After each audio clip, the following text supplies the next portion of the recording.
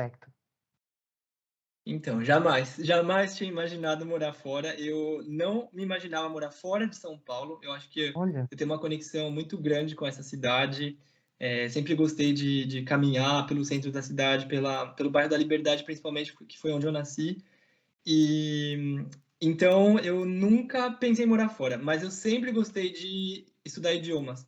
Então, né, como você falou, no colégio, na época do colégio, eu, na verdade, assim, na minha família, tem uma parte que é italiana, espanhola, e meu pai é professor de inglês. Então, mas tinha mais o lado espanhol. Então, em casa, tipo, meus avós, enfim, falavam um pouquinho de espanhol. Meu pai, inglês. Então, sempre de pequeno, eles queriam que eu aprendesse essas línguas. Não que queriam, né? Mas, assim, eu estava exposto a essas línguas. E principalmente meu pai me dava livro de inglês para aprender. E eu queria fazer o oposto. Então, eu falei, eu quero estudar uma língua que ninguém na minha família entenda.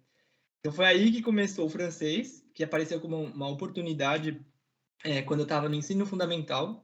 Tinha hum, 13 anos. E foi um primeiro curso que eu fiz assim de graça, então tenho muita gratidão por isso. E mais para frente eu estudei italiano, ou seja, as duas línguas que não eram comuns assim na minha família, vamos dizer. Eu sempre fui do caramba, contra. Então o francês foi para ir do contra mesmo, porque eu queria uma língua difícil. E aí olha, então eu estudei dos 13 anos até o final do ensino médio.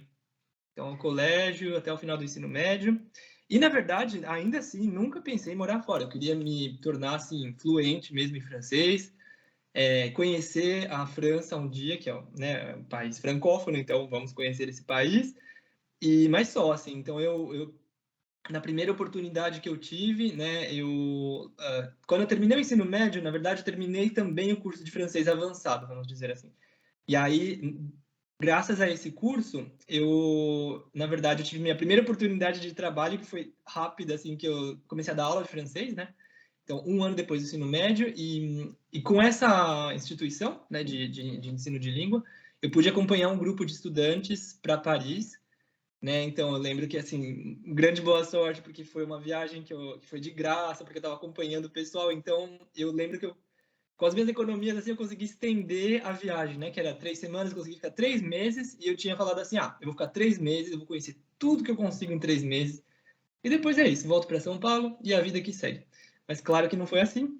Então, uma vez estando em Paris, eu pude estudar um pouco do idioma, né? Mais, assim, aprofundar e passar um diploma de nível avançado, e no final eu falei, eu acho que eu vou estudar por aqui, vou ficar por aqui. Então foi isso, foi uma mudança completamente. Eu nunca pensei em morar fora.